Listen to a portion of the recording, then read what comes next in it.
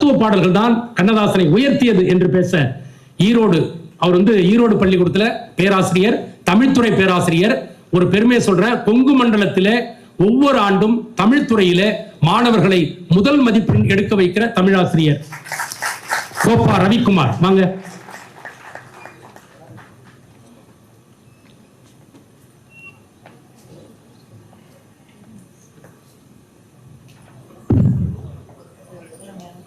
உதிரத்தின் உறவோடு என்னை உறவாட விட்ட தாயே, முதிராத மொழியாலே முத்தமிழை நான் பேச முன்னின்று காப்பாய் நீயே. நற்றாயே தமிழ்த்தாயே, என் நாவில் வந்து நடம் புரிவாய் நீயே. எங்கேனும் பிழை இருந்தால் நீ பொறுப்பாய் இங்கு தாயே. தமிழுக்கும் தமிழர்களுக்கும் என் சிரம் தாழ்ந்த வணக்கங்களை முதற்கண் உங்கள் பாத கமலங்களில் அன்போடு காணிக்கையாக்கி, நடுவர் அவர்களே, கூடியிருக்கின்ற பெரியமக்களே, நீங்கள் ஒரு கவிஞனை கொண்டாடுவதற்காக நாம் இங்கே கூடியிருக்கிறோம் என்று நினைத்தால் அது தவறு. தமிழை கொண்டாடுவதற்காக கூடியிருக்கிறோம் என்பதுதான் உண்மை. குமரகுருபரர் என்கிற அற்புதமான ஆன்மீக அடிகள் சொன்ன வார்த்தையை இங்கு நான் சொல்வது பொருத்தமாக இருக்கும் என்று நினைக்கின்றேன். கடவுளை விடவும் கவிஞன் உயர்ந்தவன் என்று ஒரு இடத்திலே சொல்லுகிறார். எப்படி என்று கேட்டால் விளக்கம் சொன்ன குமரகுருபரர் சொல்லுகிறார், கடவுளின் படைப்பான மனிதனுக்கு அழிவுண்டு. கடவுளின் படைப்பான மனிதனுக்கு அழிவுண்டு. மனிதனின் படைப்பான நூலுக்கும் கவிதைக்கும் என்றைக்கும் அழிவே இல்லை என்று குமரகுருபரர் சொன்னார். இதை அப்படியே நம்முடைய கவியரசர், திரையுலக கம்பன், நம்முடைய கவியரசர் கண்ணதாசன் அவர்கள் சொல்லுகிற போது, கவிஞன் பிறந்த பின் கவிதை பிறக்கும், கவிஞன் பிறந்த பின் கவிதை பிறக்கும், கவிஞன் மறைந்தாலும் கவிதை மறையாது, மறைந்தும் மறையாத மாபெரும் கவிதையை இயற்றும் கவிஞன் ஆயிரத்தில் ஒருவன், அதில் நானும் ஒருவன் என்கிற தன்மையோடு தன்னுடைய திரையுலக பயணத்தை தொடர்ந்தவர் தான் நம்முடைய கவியரசர் கண்ணதாசன் என்று சொன்னால், நடுவர் அவர்களே, காந்தியடிகளும் சத்திய சோதனை எழுதியிருக்காரு, அதுவும் தன் வரலாற்று நூல் தான். ஆனால் நீங்களும் வனவாசமும் மனவாசமும் எழுதியிருக்கிறீர்கள், அதுவும் தன் வரலாற்று நூல் தான். நீங்களும் காந்தியடிகளும் ஒன்றா என ஒருவர் கேட்டபோது எல்லாருக்கும் ஏற்கும்படியான பதிலை தந்தவர் கவிஞர். என்ன சொன்னார்? எப்படி வாழ வேண்டும் என்று நினைப்பவர்கள் அவருடைய சத்திய சோதனையை படியுங்கள், எப்படியெல்லாம் வாழக்கூடாது என நினைப்பவர்கள் என் வனவாசத்தையும் மனவாசத்தையும் படியுங்கள். இப்படி தன் வாழ்க்கையை ஒரு திறந்த புத்தகமாக ஒரு காதல் கவிஞனால் உருவாக்கிவிட முடியாது, தத்துவத்தை நேசித்தவனால் தான் உருவாக்க முடியும் என்பதுதான் எங்களினுடைய கருத்து. நடுவர் அவர்களே, மரியாதைக்குரிய மாபெரும் மகத்தான இயக்குனர் ஐயா அவர்கள் முன்னிருக்கிறார்கள். எனக்கு தெரிந்து கவியரசரிடத்திலே சரஸ்வதி தேவி குடியிருந்தார். ஆனால் மரியாதைக்குரிய அம்மையார் சரஸ்வதி ராமநாதன் அவர்களினுடைய இதய தடாகம் முழுவதும் நிரம்பி வழிகிற வரிகள் கண்ணதாசன் ஐயா அவர்களினுடைய வரிகள் தான் என்று சொன்னார். அம்மையார் அவர்களின் பாதங்களுக்கு நன்றி சொல்லி, அண்ணா அவங்கள காவிரி மைந்தன் அவர்களை இன்றைக்குத்தான் நான் பார்க்கிறேன், ஆனால் அவர் எழுதிய நூல்களை எல்லாம் நான் கேள்விப்பட்டிருக்கிறேன். ஐயாவுடைய திடீர்னு அவங்க ஒரு மேடையில பேசின அம்மா, மரியாதைக்குரிய காவிய கவிஞர் வாலி அவர்களினுடைய பாடல் வரிகளை சொல்லுகிற போது, அம்மா இது கண்ணதாசன் ஐயா இல்ல, இது வாலியினுடைய ஐயாவுடைய வரின்னு சொல்ல, என இந்த திருத்தம் இன்றைக்கு தேவையாக இருக்கிறது. கவியரசு கண்ணதாசன் ஐயா அவர்களினுடைய கலை பெட்டகமாகவே வாழ்ந்து வருகிற அன்பைக்குரிய அண்ணன் காவிரி மைந்தன் அவர்களுக்கும் நீங்கெல்லாம் முடிவு பண்ணீங்கன்னா கண்ணதாசன் மைந்தன் என்றே அவருக்கு பேரையே மாத்தினாலும் மாத்தலாம். அவ்வளவு சிறப்பாக ஒரு கவிஞனை சுவாசிக்கிற ஒரு மனிதரோட அழைப்பில் வந்ததை மகிழ்ச்சியாக கருதி, உண்மையாகவே அத்தனை பெருமக்கள், நடுவர் அவர்களே, கண்ணதாசன் அவர்களினுடைய புகழுக்கு பெரிதும் காரணமாக இருப்பது அவருடைய தத்துவ பாடல்களா காதல் பாடல்களான்னு கொடுத்திருக்கீங்க. உங்களை பத்தி ஒரே ஒரு வார்த்தை நான் சொல்லிடுறேன். பாண்டிச்சேரிக்கே ஒரு புகழை நீங்கள் சேர்த்திருக்கிறீர்கள். உண்மையா ஒரு வார்த்தை சொல்றேன், நீங்க பாண்டிச்சேரின்னு சொல்லுகிற போது எங்கள் பைந்தமிழ் கவிஞன் எட்டயபுரத்து எரிமலை கவிஞனை 10 ஆண்டுகள் பத்திரமாக பாதுகாத்து கொடுத்த மண் உங்களுடைய பாண்டிச்சேரி மண் என்கிற நன்றி அறிதலோடு உங்கள் தலைமையிலே பேசுவதை பெருமையாக 1908 இருந்து 1918 வரைக்கும் பாரதியார் 10 ஆண்டு காலங்கள் அங்க இருந்துதான் குயில் பாட்டு, பாரதி பாட்டு, கண்ணன் பாட்டு, பாஞ்சாலி சபதம் எல்லாம் எழுதுனது பாண்டிச்சேரி தான். 10 ஆண்டு காலங்கள் பத்திரமா இருந்தார். இதோ போய் பொண்டாட்டியை பார்த்துட்டு வரேன்னு போனாரு, கடலூர்ல பிடிச்சி ஜெயில போட்டாங்க. எங்க ஊர்ல இந்த வரைக்கும் பத்திரமா இருந்தார். இருந்தாலும் இன்றைய சமகால மக்களுக்கும் புரிகிற மாதிரி சொல்லட்டுமா? பொதுவா தமிழ்நாடு வஞ்சிக்கப்பட்ட மாநிலம். ஏன் இந்த மேடையில பெரியவங்க முன்னாடி இப்படி சொல்றேன்னு யாரும் தயவு செய்து அடியனை தவறாக எண்ண வேண்டாம். ஆந்திராக்காரர் தண்ணி தர மாட்டேங்கிறாங்க, கிருஷ்ணா நதி நீர் பிரச்சனையா தான். ஆமாடியா, ரொம்ப வருஷமா. நீங்க கேரளா முல்லை பெரியாறு, மரியாதைக்குரிய கவிஞர் ஆதிராமுல்லை அவர்கள் வந்திருக்காங்க. எனக்கு என்னன்னா, முல்லை பெரியாறு அந்த அணை நீர் மட்டத்தை இன்னும் உயர்த்தாம அப்படியே கொஞ்சம் தண்ணி தமிழ்நாட்டுக்கு இல்ல. கர்நாடகா சொல்லவே வேண்டாம், காவிரி. அவன் காவிரி தண்ணி கொடுக்க மாட்டாங்க, அவங்களுக்கு போகத்தான் நமக்குங்கிற மாதிரி பஞ்சாயத்து போயிட்டு இருக்கு. ஒரு பிளாஸ்க்ல கேட்டா அது கூட கொடுக்க மாட்டாங்க. தமிழ்நாட்டில மக்கள் பாதிக்கப்படாம இருக்கிறதுக்கு 365 நாளும் தண்ணீர் தருகிற மாநிலம் உங்கள் மாநிலம். அதுவும் குழாயின் வழியாக தண்ணீரை வழங்கினால் மாசுபடுமோ என கருதி நீங்கள் பெட்டிகளில் அடைத்து அனுப்புவதாக கேள்விப்பட்டேன். நீ என்ன புகழறியா திட்டுறியா? எனக்கு புரியல. சரி விட்டு. இல்ல பைப்ல விட்டா எவனா நடுவுல கட் பண்ணி எடுத்துக்குவான், அதெல்லாம் பத்திரமா பாட்டில் வச்சு தரோம். அவர் என்ன திட்டுறாரு தான் நினைக்கிறேன், தெரியல. சிலர் பாட்டிலில் ஆடுவார், கண்ணதாசன் மட்டும்தான் நம்மை பாட்டில் ஆட வைத்த பெருமைக்குரிய. அதற்காகவே தான் இதை சொல்லு. அருமை நடுவர் அவர்களே, ரொம்ப அழகா நீங்க காதல் பாடல்களில் கவியரசரை நீங்க எப்படி பார்க்கலாம் தெரியுங்களா? காவியத்தாயின் இளைய மகனாக நீங்கள் பார்க்கலாம். நான் மறுக்கவில்லை, காதல் பாடல்களில் அவரை ஒரு கலைஞராக நீங்கள் பார்க்கலாம், ஒரு கவிஞராக நீங்கள் பார்க்கலாம், காவியத்தாயின் இளைய மகனாக பார்க்கலாம். ஆனால் எங்களுடைய தத்துவ பாடல்களில் தான் அவர் கடவுளாக எல்லோருக்கும் காட்சி தந்தார் என்பதுதான் உண்மை. ஒரு கவிஞன் மனித உருவிலே தெய்வமாக எப்பொழுது ஒரு மனிதனுடைய மனதிலே குடிகொள்ள முடியும் என்று கேட்டால், அவனுடைய தொடக்கத்தில் வருகிற காதலை பற்றி எழுதினால் மட்டும் போதாது, அவன் வாழ்க்கையின் இறுதி வரை, எல்லை வரை கைப்பிடித்து செல்லுகிற தன்மை கண்ணதாசனுடைய தத்துவ பாடல்களுக்கு இருந்தது என்பதுதான் சத்தியமான உண்மை. நடுவர் அவர்களே, நீங்கள் பட்டினத்தடிகளை பற்றி சொன்னீர்கள். அதே பட்டினத்தடிகள் சொன்னார், ஊட்டுவிப்பானும் உறங்குவிப்பானும் ஆட்டுவிப்பானும் இறைவன் என்று பட்டினத்தார் சொன்னார். இந்த வரிகளை அப்படியே தத்துவமாக எடுத்து கவிஞர் கையாண்ட விதம் என்ன தெரியுங்களா? ஆட்டுவித்தால் யார் ஒருவர் ஆடாதாரே கண்ணா, ஆசை என்னும் தொட்டிலே ஆடாதாரே கண்ணா. இந்த 2 வரி போதுங்க. இந்த உலகத்தில் மரியாதைக்குரிய இயக்குனர் ஐயா அவர்கள் வந்திருக்காங்க. இயக்குனர் லிங்குசாமி அவர்கள் தான் லிங்குங்கிற ஒரு கைகோ புத்தகம் எழுதினார். அதில் அழகா ஒரு தலைப்புல கொடுத்தாருங்க, ஆசை ஆசையாய் வாங்கினேன் புத்தர் சிலைன்னு எழுதியிருப்பாரு. ஆசை ஆசையாய் வாங்கினேன் புத்தர் சிலைன்னு எழுதியிருப்பாரு. இது ஏன் நான் சொல்றேன் தெரியுங்களா? இந்த உலகத்தில் ஆசைதான் எல்லா துன்பங்களுக்கும் அடிப்படையாக இருக்கிறது என்பதை தன் அனுபவத்தின் முத்திரையாக தத்துவத்தில் வெளிப்படுத்தியவர் கவியரசர் கண்ணதாசன். அந்த தத்துவம் தான் அவருக்கு புகழுக்கு மகுடமாக விளங்கியது. நடுவர் அவர்களே, நீங்கள் இந்த வாழ்க்கையில எப்பவாவது இங்க நிறைய பேருக்கு ஏதோ பிரச்சனை. எனக்கு ஒருத்தர் சொன்னாரு, வீட்டுல அவ்வளவு பிரச்சனை இருக்கிறதுனால தாங்க கோவில்ல அவ்வளவு அர்ச்சனை நடக்குதுன்னு. கோயில்ல அத்தனை அர்ச்சனை, லட்சார்ச்சனை நடக்குதுன்னு என்ன அர்த்தம்? லட்சம் பிரச்சனை நடக்குது. நீங்க யோசிச்சு பாருங்க, சாதாரண இல்ல நடுவர் அவர்களே. நீங்க இந்த தன்னம்பிக்கைன்னு வருகிற போதுதான் எல்லோரும் கேள்விப்பட்ட ஒன்றுதான், இந்த உலகத்துல தன்னுடைய சக்திக்கு மேல கடவுள் நமக்கு ஒரு சோதனையை, இந்த இயற்கை நமக்கு ஒரு கடினமான சூழ்நிலையை வாழ்க்கையில் தருகிறது என்று சொன்னால், உடனே மனிதன் எடுக்கிற ஒரு மகத்தான முடிவு என்ன தெரியுமா? இந்த உயிரை மாய்த்துக் கொள்வது. இந்த உயிரை மாய்த்துக் கொள்வது. நான் மீண்டும் சொல்லுகிறேன், உயிரை மாய்த்துக் கொள்வதற்காகவா இறைவன் படைத்தான்? நீங்கள் மனைவி அவங்க பொன்னம்மாளோடு வாழ்ந்த காலத்தை குறித்து ஆனந்த விகடன் எதிரிலே கவியரசர் கண்ணதாசன் எழுதினாருங்க. பட்டகடன் கொஞ்சமல்ல, பரிதவிப்பும் கொஞ்சமல்ல, பட்டகடன் கொஞ்சமல்ல, பரிதவிப்பும் கொஞ்சமல்ல, அத்தனையும் தாங்கி இங்கு யாருக்காக வாழுகிறேன்? தத்தை இவள் என் மனைவி, தாலிக்காக வாழுகிறேன் என்று எழுதியவர் கவியரசர் கண்ணதாசன். நான் கேட்கிறேன், அவ்வளவு சிரமங்களுக்கு மத்தியில் வாழ்ந்த மனிதர்கிட்ட போய் கேட்டாங்க, ஐயா இந்த தற்கொலை பற்றி நீங்கள் என்ன நினைக்கிறீர்கள்னு கேட்டபோது கவியரசர் சொன்ன வார்த்தை என்ன தெரியுங்களா? அடுத்த தலைமுறைக்கு எடுத்து சொல்ல வேண்டிய தருணம் கவியரசருடைய இந்த நூற்றாண்டு விழா மேடை. என்ன தெரியுங்களா சொன்னாரு? வாழ பிடிக்கவில்லை என்று சொன்னால் தற்கொலை செய்து கொள். ஐயாவே சொல்லு, வாழ பிடிக்கவில்லை என்று சொன்னால் தற்கொலை செய்து கொள். ஆனால் தற்கொலை செய்து கொள்ளுகிற அளவுக்கு உனக்கு தைரியம் இருந்தால் ஒரு முறை வாழ்ந்து பார்.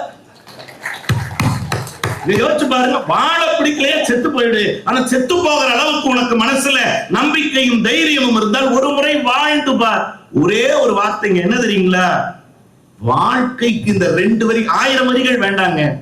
வாழ நினைத்தாள் வாழலாம், வழியாய் இல்லை பூமியில், ஆழக்கடலும் சோலையாகும், ஆசை இருந்தால் நீந்தி வா. இந்த 4 வரி போதுங்களா? அப்படின்னா கைதட்டல் வேணும்னு அர்த்தம். நீங்க இருக்கையிலும் அமர்ந்திருக்க வேண்டும், இருகைகளோடும் அமர்ந்திருக்க வேண்டும் என்று உங்களை அன்போடு கேட்டுக்கொள்கிறேன். அவர் அடிக்கடி இப்படி கை நீட்டுறாருன்னா நீங்க கை தட்டணும்னு அர்த்தம், வேற ஒண்ணும் இல்ல. அது இனிமே அவர் நீட்டிக்கிட்டே இருப்பார். நடுவர் அவர்களே, இப்படி நீட்டாத, எங்க போனாலும் இதே புத்தியா போகுது. உங்க மேடைக்கு வரும்போது நான் ஏன் இப்படி சொல்ல போறேன்? அதை நான் செஞ்சு உங்களுக்கு கொடுப்பேன். நீங்க ஒரு பேச்சாளர், ஒரு மனிதன் பிறக்கின்ற போது அவனுக்கு கிடைப்பது தாயினுடைய நாக்கிலிருந்து பிறக்கிற தாலாட்டு. அதே மனிதன் இந்த மண்ணை விட்டு நீங்குகிற பொழுது அவனுக்கு கிடைப்பது உற்றார் உறவினர்கள் கண்களில் இருந்து வழிகிற நீராட்டு. எங்களை போன்ற மேடை கலைஞர்களை வாழ்விப்பது உங்கள் கைதட்டல் என்கிற பாராட்டு. கைதட்டு பார். நடுவர் அவர்களே, நீங்க உள்ளொன்று வைத்து புறம்பொன்று பேசுவார், உறவு கலவாமை வேண்டும்னு வள்ளல் பெருமான் பாடினார். மகாகவி பாரதி சொல்லுகிற போது, உள்ளத்தில் உண்மை ஒளி உண்டாயின் வாக்கினிலே ஒளி உண்டாகும் என்று பாரதி சொன்னார். இதை அப்படியே தத்துவ முத்தாக நம்முடைய கவியரசரால் மட்டும்தாங்க முடிந்தது. உள்ளதை சொல்வேன், உள்ளதை சொல்வேன், சொன்னதை செய்வேன், வேறொன்றும் தெரியாது, உள்ளத்தில் இருப்பதை வார்த்தையில் மறைக்கின்ற கபடமும் தெரியாது. இந்த வரி போதுங்க. வாழ்க்கை இன்னைக்கு உலகத்துல ஜாலியா வாழ்றமோ இல்லையோ, யாருக்கும் போலியாக வாழ்ந்து விடக் கூடாது என்கிற ஒரு அழகான தத்துவத்தை நடுவர் அவர்களே, இந்த ஒரு சில ஆண்டுகளுக்கு முன்னால உங்களுக்கு அந்த கஷ்டம் வந்திருக்காதுன்னு நினைக்கிறேன். ஏன் வரணும்னு எதிர்பார்க்கறியா? இல்ல, நான் சொல்ற கஷ்டத்தை புரிஞ்சுட்டு சொல்லுங்க. ஏன்னா நீங்க எல்லாம் பணக்காரர் வரிசையில வர்றீங்க. யாரு? நீங்க நடுவர். பேச்சாளர்கள் இன்னும் வாங்குற இடத்துலதான் இருக்கும், கொடுக்குற இடத்துல இல்ல. நல்லா சரி பண்ணிக்கீங்க. இது ஏன் சொல்றேன் அப்படின்னா, சில ஆண்டுகளுக்கு முன்னு திடீர்னு மரியாதைக்குரிய பாரத பிரதமர் அவர்கள் நம்முடைய இந்த பழைய, உங்களுக்கு தெரியும், 500 ரூபாய் நோட்டு 1000 ரூபாய் நோட்டு செல்லாதுன்னு உண்மையா நடந்ததுங்க. எங்க ஊர் பெருந்துறை, ஈரோடு மாவட்டம். இந்த 500 1000 எல்லாம் மாத்திரக்கு லைன்ல போய் நின்னாங்க. அதுல ஒருத்தர் கேட்டாரு, இப்படியே போனா பரோடா பேங்குக்கு போலாமான்னு. அவர் வழி சொன்னார். இன்னும் எனக்கு ஞாபகம், பிபி மாத்திரை போட்டீங்களான்னு, சுகர் மாத்திரை போட்டீங்களா, புளியோதரை, டீ இல்ல பிளாஸ்டிக் எல்லாம் எடுத்துட்டீங்களான்னு. ஏன்? எப்படி 1.5 நாள் ஆகும் பேங்க் வாசலுக்கு போறேன், அது வரைக்கும் உசுர் இருக்கணும் இல்லன்னு. ஒரு வழியா போயாச்சு. உள்ள போலான்னு நினைக்கும் போது ஒரு 4 பேர் ஒருத்தர் தூக்கி கொத்தா வெளியில எரிஞ்சாங்க. மறுபடியும் உள்ள போறாரு, கொத்தா தூக்கி வெளியில எரிஞ்சாங்க. இப்படியே 4 தடவை தூக்கி எரிஞ்ச உடனே இந்த கீழே விழுந்தா மாதிரி அந்த ஆள் சொன்னா, இப்படி என்ன தூக்கி எரிஞ்சிங்க, இன்னைக்கு ஒரு பையன் 5 ரூபா 5 பைசா எடுத்துட்டு போக முடியாதுன்னு. ஏன்? நான் தாண்டா பேங்க் மேனேஜர், என்ன விட்டா தான் ஏதோ இருக்கிறத ஏதாவது பிள்ளைகளை அள்ளி கொடுக்க முடியும். பேங்க் மேனேஜர் லைன்ல வான்னு பின்னாடி தள்ளி விட்டா. மதுரையில அப்படி லைன்ல போன 2 பேரு 3 நாள் நின்னு இந்த லைன்ல ஒரு பையன், அந்த லைன்ல ஒரு பொண்ணு லவ் பண்ணி கல்யாணமே பண்ணிட்டாங்க. பேப்பர்ல வந்து.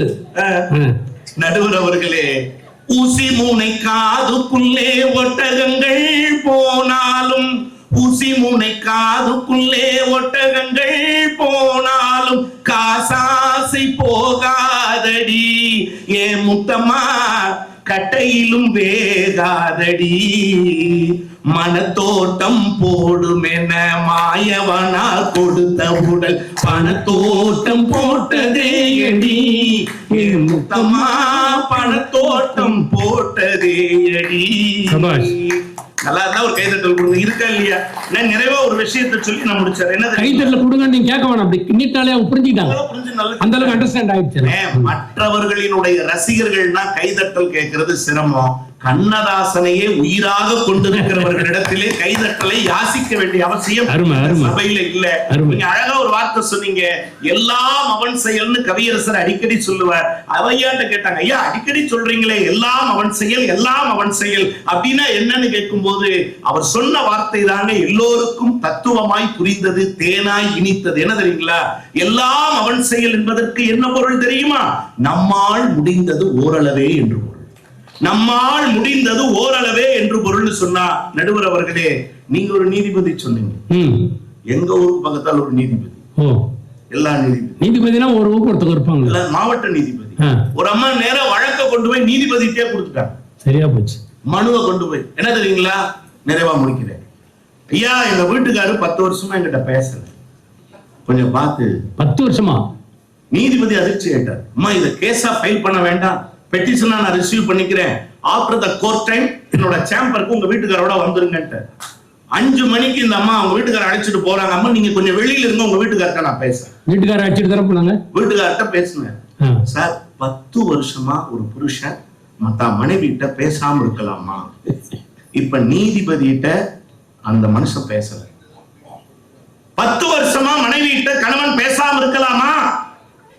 பேசல. ஐயா 10 வருஷமா என்ன கேட்டீங்கன்னு அறிவு. 10 வருஷமா பொண்டாட்டிட்ட பேசாம இருக்கலாமையா? இப்ப அவர் ஒரே ஒரு வார்த்தை தான் சொன்னாரு, நீதிபதி கிருகிரு வந்து விழுந்துட்டார். என்ன தெரியுங்களா? அவன் நிறுத்தினாதான சார் நான் பேசுறது. நடுவர் அவர்களே, அவன் நிறுத்தினாதான் நான் பேசுறதுக்குன்னா. கண்ணதாசன் ரொம்ப அழகா சொன்னாருங்க, பெண்டாட்டி சுல்லெரும்பு பிள்ளைகள் சுல்லானி, சுல்லானிக்கும் சுல்லெரும்புக்கும் மத்தியில் சுகம் பெறுவது எக்காலம் என்கிற தத்துவ வரியை உள்வாங்கி சொன்ன வார்த்தை என்ன தெரியுங்களா? எனது கைகள் மீட்டும் போது வீணை அழுகின்றது, எனது கரங்கள் தழுவும் போது மலரும் சுடுகின்றது, என்ன நினைத்து என்னை படைத்தான் இறைவன் என்பவனே, என்னை படைத்து பெண்ணை படைத்த இறைவன் கொடியவனே, ஓ இறைவன் கொடியவனே. எங்கே நிம்மதின்னு கேட்டாரே. நிறைவு செய்கிறேன் நடுவர் அவர்களே. காதல் பாடல்கள் சிற்றின்ப விதைகள், தத்துவ பாடல்கள் தான் பேரின்ப வேர்கள் என்று சொல்லி சிற்றின்ப விதைகளை காட்டிலும் பேரின்ப வேர்களுக்கே நீங்கள் பொன்னான தீர்ப்பினை வழங்குவீர்கள் என்கிற நம்பிக்கையோடு எல்லோரும் எல்லாமும் பெற வேண்டும், இங்கு இல்லாமை இல்லாத நிலை வேண்டும். காலந்தோறும் கண்ணதாசன் இல்லை, கண்ணதாசன் தான் காலத்தில் நிறைந்திருக்கிறார் என்பது உண்மை என்று சொல்லி அவருடைய அடிதொழுது விடைபெறுகிறேன். நன்றி, வணக்கம். அருமை அருமை. நேரத்தின் அருமை கருதி வேகமா போய்கிட்டே இருக்கோம். ரொம்ப அருமை ரவி. அந்த வாழ நினைத்தால் வாழலாம் பாட்டுல 2 வரி தொட்டிங்கல்ல, அதுல வரிசையா வரும் பாருங்களா, எது நடந்தா எது நடக்கும், எது நடந்தா என்னென்ன விளைவு கிடைக்கும். பார்க்க தெரிந்தால் பார்வை தெரியும், பார்த்து நடந்தால் பயணம் புரியும், பயணம் புரிந்தால் கதவு துறக்கும், கதவு திறந்தால் காட்சி கிடைக்கும், காட்சி கிடைத்தால் கவலை தீரும், கவலை தீர்ந்தால் வாழலாம். ஒன்னொன்னுக்கும் ஒரு நோட் போட்டு அப்படியே ஓபன் பண்ணிட்டே வராது பாருங்க. கண்ணில் தெரியும் வண்ணப்பறவை கையில் கிடைத்தால் வாழலாம், கருத்தில் வளரும் காதல் இதயம் கனிந்து வந்தால் வாழலாம், கண்ணி இளமை என்ன அழைத்தால் தன்னை மறந்தே வாழலாம். சரி, ஒன்னொன்னும் அதுக்குள்ள காதலும் இருக்கு, தத்துவம் இருக்கு ஒரே பாட்டுல. இப்படி கொண்டு வந்து ரவி அதை ஞாபகப்படுத்தினாரு. பாண்டிச்சேரியில் ஒருத்தர், நீங்க அந்த வழக்கு சொன்னீங்கல்ல, ஒருத்தர் சென்ட்ரல் கவர்மெண்ட் வேலை 1,75,000 சம்பளம், சென்ட்ரல் கவர்மெண்ட் வேலை. போன மாசம் வேலை போயிடுச்சு. அவர் ஒரு ரோடு நின்று இந்த டீ கடை பக்கம் நின்று நான் போனேன். என்ன டியூட்டி போலேன்னா, இல்லை நான் வேலை போயிடுச்சுன்னாரு. எது வேலை போயிடுச்சா? என்ன அனாவசியமா பஸ் போன மாதிரி சொல்றீங்க, என்ன விஷயம்? என்ன வேலை போயிடுச்சு? 1,75,000 சென்ட்ரல் கவர்மெண்ட் வேலை. என்னென்ன மேலதிகாரி சொன்னதான் நான் செஞ்சேன், இது என்னன்னா தப்பு. அதான் என்ன ஆச்சு? ஒன்றும் இல்லைன்னா, நான் ட்ரெயினில் டிரைவர் இருக்கேன், உங்களுக்கு தெரியும், இத்தனை வருஷம் வேலை செய்யறேன். ஈரோட்ல இருந்து சென்னைக்கு ட்ரெயின் போய்கிட்டு இருக்கேன், 120 கிலோமீட்டர் ஸ்பீட்ல போய்கிட்டு இருக்கேன். எதிர்க்கு ஒருத்தர் தண்டவாளத்தில் தற்கொலை பண்ணிக்க நிக்கிறான். பாக்குறேன், ரொம்ப தூரத்தில் நிக்கிறான், தற்கொலை பண்ணி தான் நிக்கிறான், தண்டவாளத்தில் நிக்கிறான்.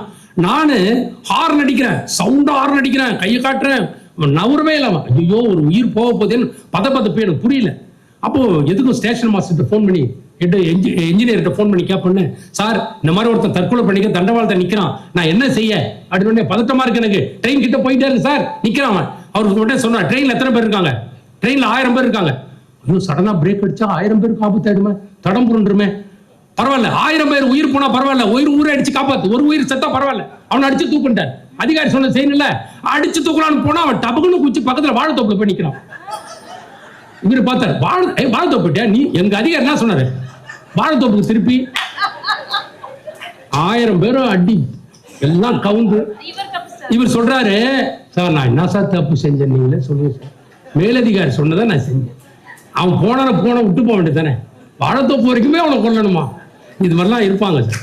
ஆனா அவனுக்கு என்ன சொல்லலாம் புரியாது. அவனுக்கு பார்க்க தெரிந்தால் பாதை தெரியும், பார்த்து நடந்தால் பயணம் புரியும், பயணம் புரிந்தால் கதவு திறக்கும், கதவு திறந்தால் காட்சி கிடைக்கும், காட்சி கிடைத்தால் கவலை தீரும், கவலை தீர்ந்தால் வாழணும். இதை விட ஒரு சினிமா பாட்டுல சார் இப்படி ஒரு யோகி மாதிரி யோசிக்கிற அந்த மனுஷனை ஏன் சார் இத்தனை பேர் காதலிக்க மாட்டீங்க? ஏன் சார் கண்ணதாசன் மேல வெறி வராது? ஒரு பைத்திய மாதிரி சில நாள் படிச்சுட்டே இருப்பேன் சார் நானு. அப்படின்னு நான் எங்கிட்டமா ஐயோ ஆரம்பிச்சிட்டான்டா, நிறைய நாள் சொல்லியிருக்காங்க. இது ஒரு சனியை என்ன மறந்து தட்டும் சார் நானு. அப்படி பட்டுன்னு புத்தகத்தை படிச்சிருக்கேன் கண்ணதாசன் பாட்டு. இப்படி எல்லாமடா ஒரு மனுஷன் எழுதுவான், என்னடா இது சார்? அவர் சொல்றாரு, தண்ணியும் தான் நாம குடிக்கிறோம், பாலையும் நாம குடிக்கிறோம், அதெல்லாம் குடின்னு ஏன் சொல்றது இல்ல? மதுவை மட்டும் ஏன் குடி என்றான்? எதுக்கு? அது மட்டும்தான் உயிரை குடிக்கிறது, அதனால குடி. இவர் நம்ம தலைவர் எழுதுறாரு. எனக்கு இதெல்லாம் படிக்கும்போது எப்படி சார் இருக்கும்? டப்புன்னு டேபிள தட்டுவேன், இல்ல பேனாவை போட்டு குத்துவேன், ஏதாவது ஒண்ணு பண்ணுவேன் நான். அப்படி ஒரு மனிதன்.